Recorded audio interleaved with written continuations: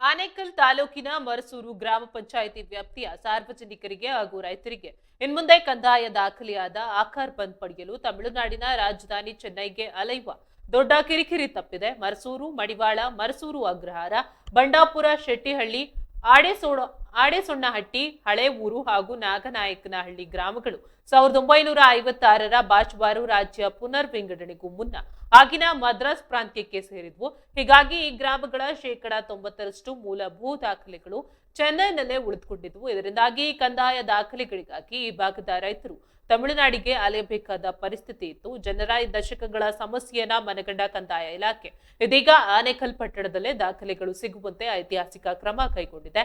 ಭೂ ದಾಖಲೆಗಳ ಇಲಾಖೆಯು ಅಧಿಕಾರಿಗಳು ಸತತ 1 ವರ್ಷಗಳ ಕಾಲ ಶ್ರಮವಹಿಸಿ ಲಭ್ಯವಿದ್ದ ಆರ್ಆರ್ ಪಕ್ಕ, ಆರ್ಆರ್ ಟಿಪ್ಪಣಿ ಹಾಗೂ ಅಟ್ಲಾಸ್ ಆಧಾರದ ಮೇಲೆ ಆಕಾರ್ ಬಂದ್ ದಾಖಲೆಗಳನ್ನ ಪುನರ್ ನಿರ್ಮಾಣ ಮಾಡಿದ್ದಾರೆ.